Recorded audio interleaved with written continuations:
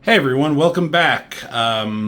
Age of Apocalypse, Phase 4. This is issue number 2, but there's only 2 issues of X Universe. Based on the reading order, this is going to be, I don't know how I'm going to put these videos in order, but this should be coming up in the timeline about the same time as a lot of these other books. And this is an interesting premise. Like, you got the X-Men titles, right, in the 90s. And they are going strong. They're doing better than, anything else out there, especially within Marvel. They're fighting, against like the Image guys and what they're doing, and DC is doing whatever. But they take all these popular X-Men books and they basically cancel them all, or they rename them and they put them into the Age of Apocalypse. X-Men becomes Amazing X-Men. Uncanny becomes Astonishing. Wolverine becomes Weapon X. So on and so forth. But this is X Universe. And while all the other X-Men books focus on the X-Men and what happens in the Age of Apocalypse, this is the premise of like, hey, what about all the other Marvel heroes? What happened to them in the Age of Apocalypse? And this shows, doesn't show everybody because you can't, but it shows a bunch of them. So we looked at X Universe number 1, which basically was just an introduction of the characters and what they are and what they're doing, and it vaguely sets up a premise at the end of who they're fighting against, which is Mikhail, however you want to say it.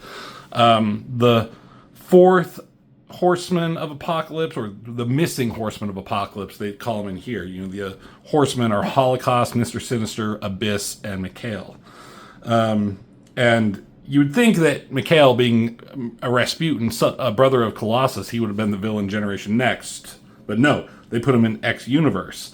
And they had him kind of like do he showed up at the end of the book in Europe, where all the humans are free and fighting against Apocalypse, who is, based in America.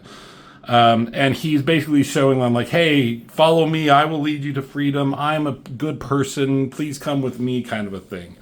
But then you have these characters, and we're going to name them off, because some of them you can maybe tell who they are, and others you can't. There's Hulk, obviously, and that's like not the Green Hulk, that's a Gray Hulk version. There's Victor Von Doom, Mr. Robert Downey Jr. himself. And speaking of, there's Tony Stark, Mr. Robert Downey Jr. himself. There's Sue Storm, and Ben Grimm of Fantastic Four. There's Donald Blake, which was the persona, the mortal persona of Thor, who would turn into Thor, right? Gwen Stacy, love interest of Spider-Man, who died, and now a Spider-Gwen and all that. And then Matt Murdock, Daredevil. They talk about a few others in here, but this is kind of like the main group that we're going to be the book focuses on. And I can't remember specifically. It's been a while since I read the last issue, but at the end, this group went up with Mikhail upon his invitation to see if what he was saying about bringing peace to humans was legit or not, and they got double-crossed and they got captured at the end of that first issue. And I don't remember if they said what his intentions were, but it definitely explains in this. I never read this issue. I had the first issue, but I never had the second issue as a kid. So I read it basically for the first time as an adult, and for the first time just the other day, like last night, the day before this recording. And I read this, and it is interesting, but you kind of wish there was more of it. 2 issues maybe just doesn't do it justice. So let's pop this open, and we're gonna open this up really quick and look at the it's based on a story by Scott Liddell. Terry Kavanagh does the script, with Carlos Pacheco and Terry Dodson as pencilers. Carlos did most of the first one, if not all. Terry Dodson, he's been showing up in various issues of Age of Apocalypse stuff here and there. I think he did an X-Men Chronicles, and he did stuff in the latest, like, Factor X. Yeah. And so he's here doing this. So he's getting some work, right? So it starts off with this husband and wife, and they're making out, and they're they're having a final farewell, and it's talking about how they have a child here, and they're making a decision. They're going to do something, and they're hoping that their child can learn to understand why they're making this decision of doing what they're doing. I don't know. I mean, this kind of looks like Tony Stark with the mustache and all, but it's not. I don't know if these people are anybody. But we turn the page, and they're like, how can so many of it, like what they're choosing to do, there's so many who are choosing the same thing. How can so many possibly be wrong? You know, I'm sure a lot of people have thought that same kind of thing throughout history.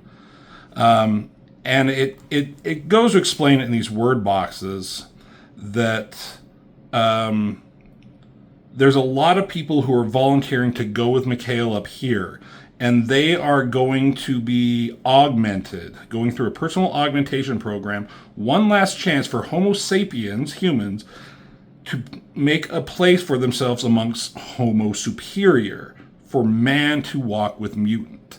So all these people, they were told, like, come with me, you will be, like, ascended, you will, like, have, I don't know what the pitch was, but basically, we're going to make you better so you can live, you know, in the survival of the fittest world. You know, you can be amongst mutants because you'll be, you know, as powerful as them.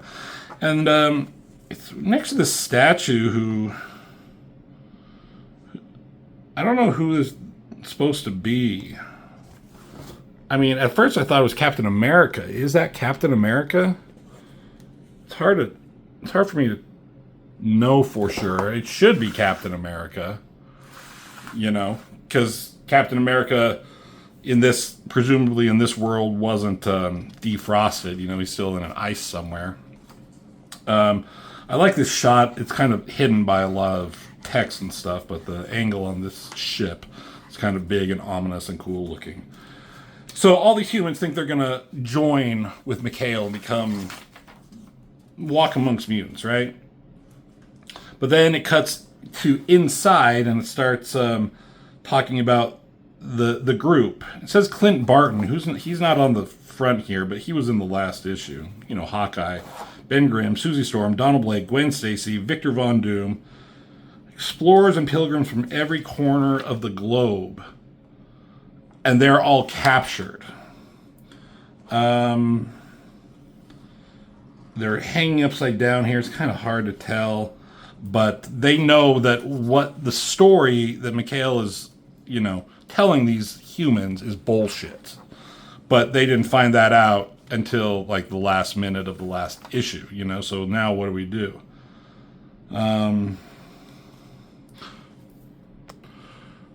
Sorry, I was looking through for a second to see. It kind of explains what the plan was for Mikhail, but it says it later. But then it goes to Iron Man, and, you know, he's still got this, you know, I don't know if it's an arc reactor. I don't think it is because he doesn't have an Iron Man armor, but he has something, like, in his chest to keep his heart going. And it talks about he presents a prime potential for augmentation implant, you know, for what all these other humans were volunteering to go through. But then it says, or organ harvesting. So this thing comes down, it fucking pokes him right in the sternum, under the chest there, wherever that is. I love all this, this inking and the muscles here. It looks really good. And then this is this guy named Empath, and we saw him at the end of the last issue. Somebody explained to me that he was, like, from the Hellions, like an Emma Frost group that was in the main titles. So I'll take your word for it. That makes sense. But he's an empath. His name is Empath. And they're using his brain to kind of keep the human populace down here under control, more or less, to keep them calm and kind of, like, I think, swaying their minds into becoming volunteers. And here's Matt Murdock. And it kind of explains how he was one of the first survivors of this augmentation process. So he has what they say is a second sight, which is kind of, par for the course with Daredevil, right? But he is working for Mikhail. He's like kind of his right-hand man. The crowd below is just like chanting Mikhail's name, saying unity, humanity first. The Human High Council, it's funny, I did a review of Weapon X in the last issue, and Bolivar Trask and Moira McTaggart are part of the Human High Council, and they just kind of were like absent from the rest of that book. I'm like, where the fuck did they go? And I guess they went here. They're in London, and they're joined by General Thunderbolt Ross. We all know him. He's going to be a Red Hulk soon. And they're coming to talk with Mikhail here. And they're not happy about all these humans, like, joining him. They're like, General Ross especially is calling them traitors. Now,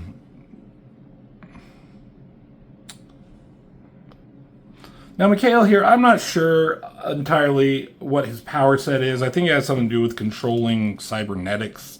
But apparently he's pretty powerful. He was in Uncanny X-Men for a bit, and I think he died. I don't know a lot about him. And here we go back to Tony Stark being experimented on, going through the augmentation process, and he's all in sorts of pain. And it talks about what this augmentation process really is. The upscale programs claim the lives of 999 out of 1,000 human subjects in the initial autoprobes for graft compatibility alone. So just the first phase of this, like, only one will survive out of 1,000. And only one out of the hundreds of those thousands that actually do survive live through the actual splicing.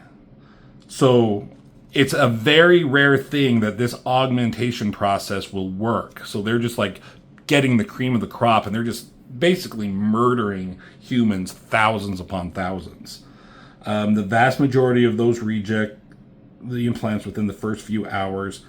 But, and it says here, the resistance leaders knew all this when they came aboard. So this group who came to, meet with Mikhail and then they got betrayed knew what they were getting into. So they were prepared. So it says the primitive transistors in Stark's mechanized heart was rerouted and rewired with delicate care in advance to serve as a crude but effective feedback conduit for the ship's own energy. So they meant for this to happen. They knew that this was going to happen to them, and I guess they got lucky that Stark was chosen to be first.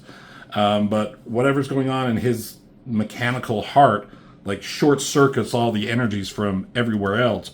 And there's a temporarily short-circuiting all the linked power supplies, basically causing a blackout, allowing the resistance fighters here to be free. But it says at the cost of a cardiac arrest. Now, we're going to see here that Tony Stark doesn't die, but I thought that would have been a very fitting and depressing moment. Iron Man, Tony Stark, who we all know and love, right? He wasn't nearly as popular here at this time in the 90s as he is now. But if he just gave his life to do this one thing and that was the end of him, I thought that was where they were going. But they bring him back down here. So the resistance fighters, they get free. They start like helping out any other humans who are imprisoned also. They get out Dr. Blake. He's a doctor. And he's like, take me to Tony Stark right now. And he has like this adrenaline shot. And he brings it up. Gwen's trying to give him CPR. But he's like, get away from him now. And brings it up. Brings it slamming down just like in fucking Pulp Fiction. Sticking out of his chest and his heart thing there. And Tony Stark is alive. A miracle is truly made. Operation Trojan Horse has begun. So, now, like, they're free, they're loose, they're ready to fuck up some shit, right? And so they look and, like, fighting happens. They're making their way through. I forget what their ultimate goal is. Ben Grimm, Susan Storm, pick up some hardware. What does it say on here? Barn. I don't know what that says. Whatever. And then let's see, they're talking that Donald Blake has to go meet up with the Human Council, and Gwen wants to go with them. They're kind of partners. But Von Doom here says, like, no, I have to go with them because, like, they have no idea who the fuck you are. I need to be there, and he'll be safe under my protection. And they're like, I don't know if you can trust you, Doom, which is kind of Victor Von Doom is always kind of a little shifty and shady. But they're out of options, and that's what they have to do. So Donald Blake and Doom go off together. Sue Storm and Grimm, they go off together. And they're going to start fighting back.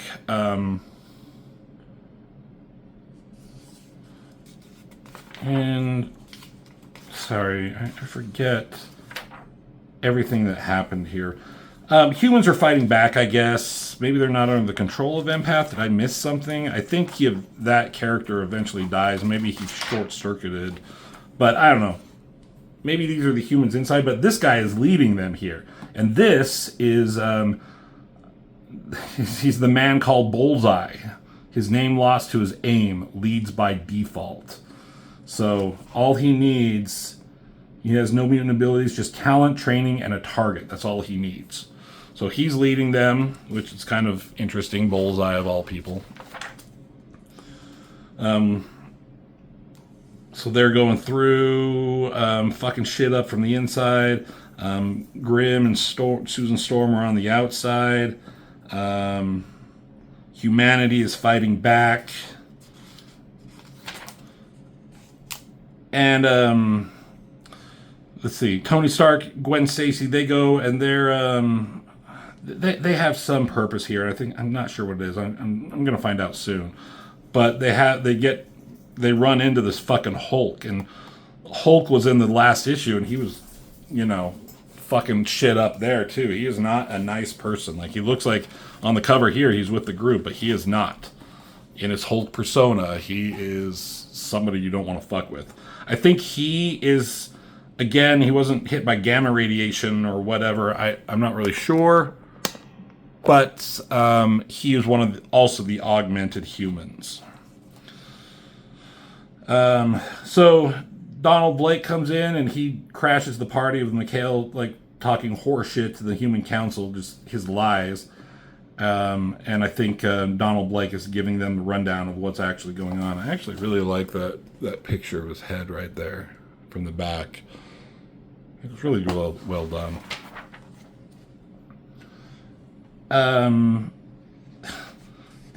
But I don't know. Mikhail has these two, like, henchmen, these bodyguards come running in. I don't know what they come crashing in, but they don't want to kill the Human High Council. Hold on. So these are the prelate's personal strife force. Is that like strife from X-Force and force from X-Force and strife force? I don't know. These three come crushing in, and one of them is this mother from the very beginning, this woman named Marta. They say her name there, and they mention her there. But they went through the process, the augmentation process, and I guess it worked for her. And now they're being told they were humans, and they're being told by Mikhail to, like, hey, fucking kill the humans. Like, no, we can't. But Mikhail is using his powers and forcing them to. Cyber organics are mine to manipulate as I wish. So she's about to, like, this person, I guess it's her, I don't know, is about to kill them. But whoever it is shot from behind from this fucking floating aircraft, and it's Victor Von Doom. He came in with Donald Blake, so killed this person. More fighting on the ground as the humans are revolting. The father who is shown in the front here, it's kind of confusing now. He's down here with this child that they had, and he's trying to secure in his arms, simply seeking shelter. But I think he gets shot in the goddamn back. So the mom is gone, the dad is gone, the baby is abandoned. That's just fucking sad on so many levels. God, there's so many words. It's so like, just let like the fucking art tell the story sometimes. Like, you don't have to litter everything with like this poetry and like this deep writing. Oh, and this empath guy. See, now I was kind of digging this comic, but now as I'm looking through it again, I'm getting kind of just tired of everything. But this dude empath who is taking control of everybody, he starts, I don't know what's going on. Something happens. His fucking powers are going goddamn insane. He is able to like reach out and communicate with Murdoch here, who kind of breaks him free from his whatever manipulated self, I guess. And Murdoch hits him to like stop, like, I guess he's trying to kill him here so it'll break his influence down from the rest of the crowd. And then it goes into something about how his augmentation was never there, like was never augmented in the first place, and it was with the accident, you know, that where his second sight, you know, typical Daredevil origin stuff. So Daredevil's not such a bad guy in this world. More fighting on the ground. The populace of London stands together once again, no longer under the unnatural influence of empath. Mikhail's forces are fighting, you know, striking this baby that we saw earlier. He's rescued by fucking Ben Grimm, but fucking he makes this stupid goddamn joke. Like, this is the saddest thing. His baby is abandoned, his parents are dead, and he catches it and makes a cut the ballin' already, kiddo. Uncle Benji's got ya. Cavalry's come to town. He's got this goofy fucking grin on his face. Like, this, nothing's fun and awesome about this scenario, fucking Ben Grimm. I think this is Terry Dodson art suddenly. Not all this. This definitely is. This might be too. So we go back up to Stark, who's still trying to do whatever.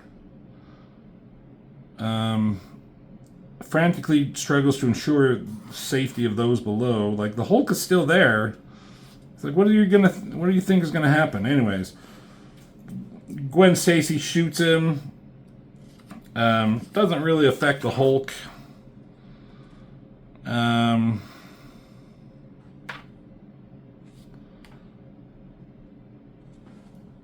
God, I keep having to pause my video to like look at like what the fuck is going on. What am I looking at? So I guess he's coming up to her. You see his shadow here, and he jumps and she ducks and he goes barreling through the door.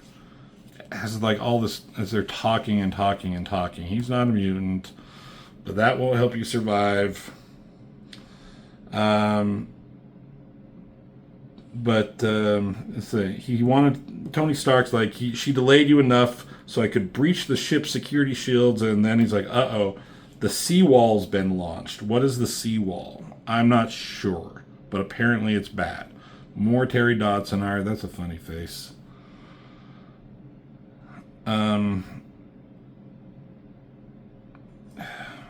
I get so annoyed. I have no idea what's going on, and trying to explain it to people is frustratingly difficult. I'm just, the more I go into this, the more I'm not enjoying this comic.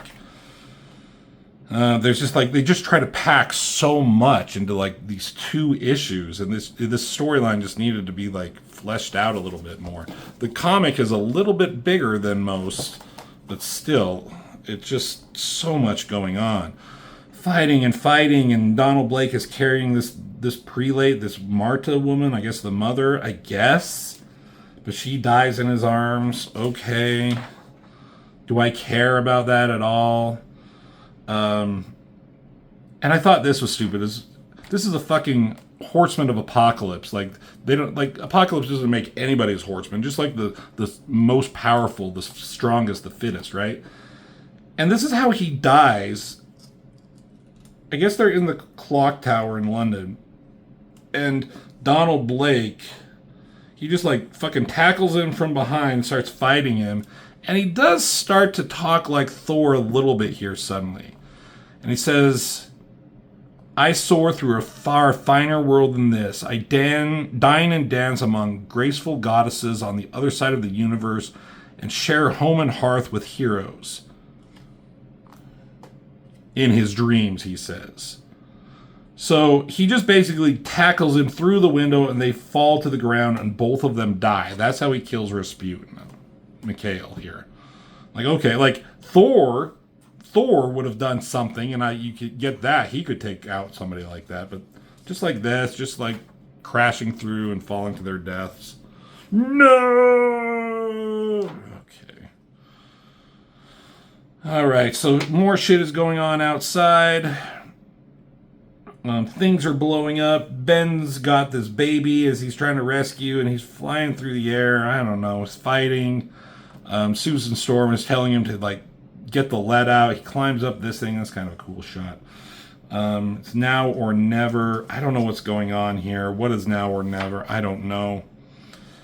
And then the Hulk here, he reverts back to Bruce Banner, which they figured out who it was. It was supposed to be like, oh, we're not sure who it is. Yeah, we fucking knew the whole time. Yeah, and they say the seawall is enough hardware to level the continent in a single sweep. So that must be like a defense that the Human High Council had, but now it's being turned against them, I'm guessing. And the only one that can stop it, I guess, is Donald Blake. I mean, Dr. Banner. Which he does. And they're like, cool, thank you. And there's a fuck, man. So they seize control of the helm of this one ship and link all the transport arcs, they call, which are filled with humans, apparently. And Doom shows up and he says, like, hey, okay, if you have all these, then we need to turn them around or just send this to America and shove it straight down Apocalypse's throat. And Tony Stark here is like, no, our responsibility is to get the humans to safety. He's like, none of us ever set out to be Avengers. That's kind of interesting. Gwen, with a lipstick somehow, is mad at Doom. She's like, where's fucking... You weren't supposed to come out with Donald Blake. She punches him. And then it suddenly cuts to Susan Storm. She's yelling for Ben Grimm. Like, come on, where are you? You got to be here. Like, we're going to make it. We're going to make it. But he had fucking died somehow. He's dead. And this baby, he's holding this baby still. How did he die? Did I miss something? I mean, there you... Whatever.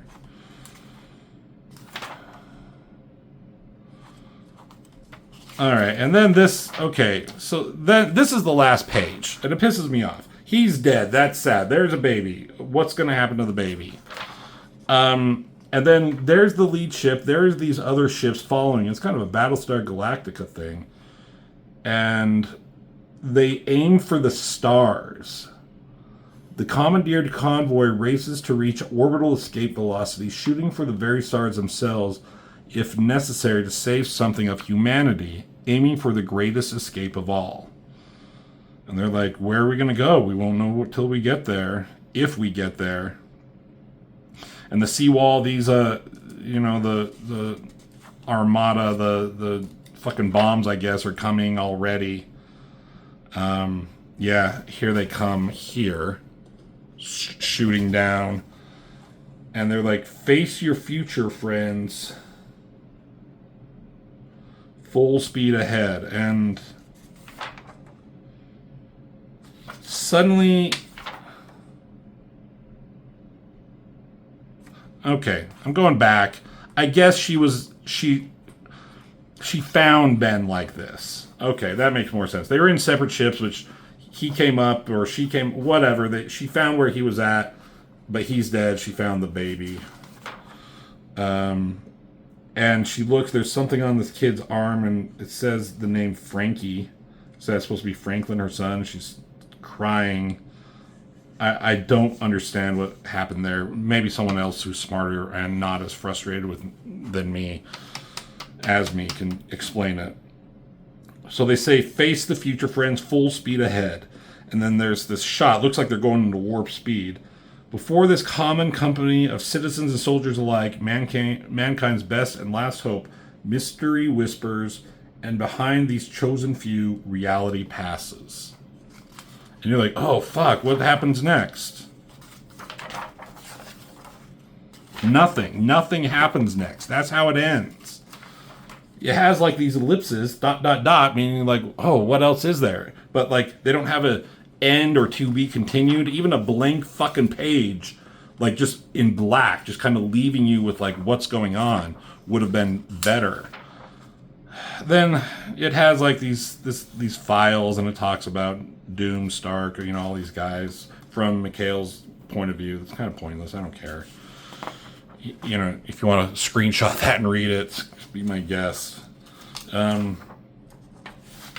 don't know. I was kind of into this comic last night. Maybe it's just a better read once you can sit down and read everything. But when I'm looking through it again, it just doesn't make any sense. I'm like, wait, what happened again? Who's going? Why are they doing this? What are they trying to do? What happened here? What's with this? Where are they going? So many questions, and it just doesn't leave me in a good... I don't know. I'm 30 fucking minutes into this, and I'm fucking mad. So, I'm going to just end it there. I'm going to quit ranting. Thank you for watching. Give the video a like, subscribe, do all those things. Thank you for everyone who's been taking this journey with me. There's one more issue to go, X-Men Omega. So, as always, I will see you in the next video.